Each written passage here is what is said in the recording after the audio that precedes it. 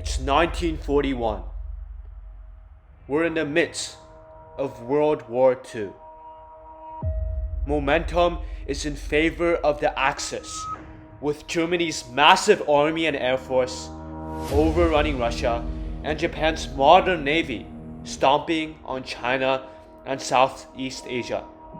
The Allies seem weak now, but if they hold off the Axis long enough, the overwhelming US production capacity can turn back the Axis.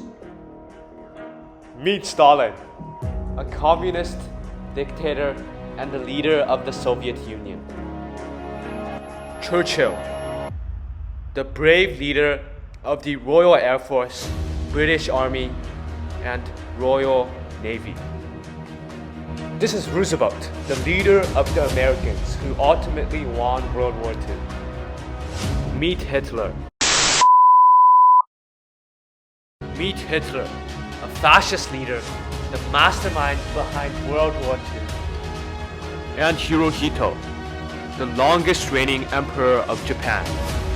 These 5 leaders will be battling it out to see whether the Axis or the Allies come out on top.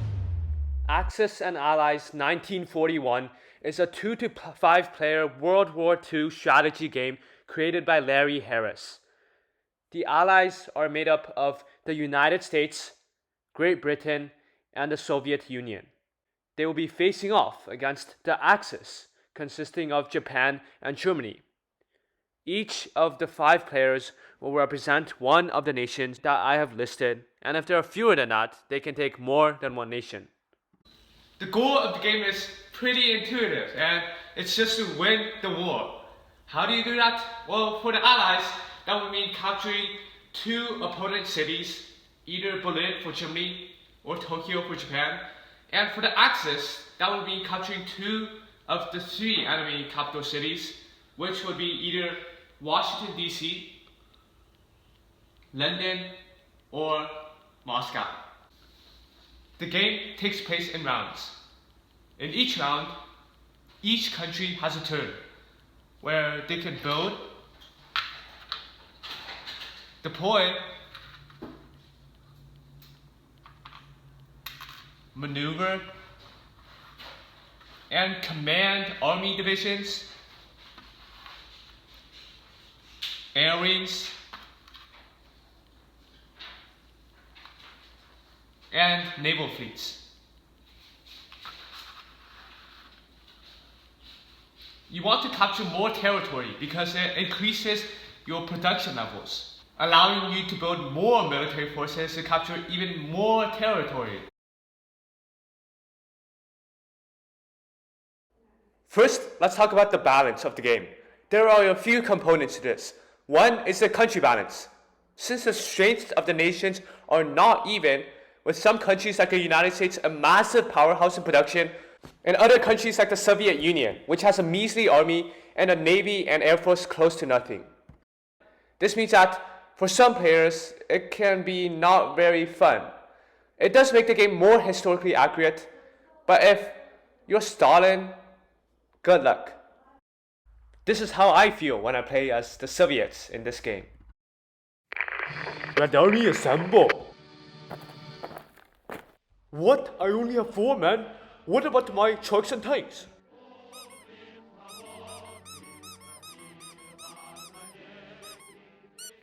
These tanks are not even real. Why am I playing as a Soviet? I'd rather be the Nazis instead. There's also the side balance. There could be concerns about this, given that the Axis got routed in the real war. But I've actually found it to be designed pretty evenly, and it might even have a slight Axis advantage. Like other Axis and Allies games, the fighting mechanism is through the rolling of dice. This can be really upsetting, and it can turn the tides of the war if you roll really bad dice, or if your opponents roll really good dice. But in real wars, luck does also play a large part. The law of large numbers also helps mitigate the effects of the rolling of the dice. Since you're rolling so many times, probability means that it evens out because of how many dice you're rolling. But it can still be a massive problem, and it can really hurt. There was just one time when I had a terrible navy battle. My ships easily overpowered their ships. But the dice was rolled, and I lost. Third is strategy. Despite being the most simple version of the game, there are still many tactical decisions to be made. Every turn presents you with decisions about units to buy, places to attack, and a long-term plan to conquer more territory. The litany of choices helps to make me feel like a little kid with a credit card in a candy store. Except instead of candy, it's bombs.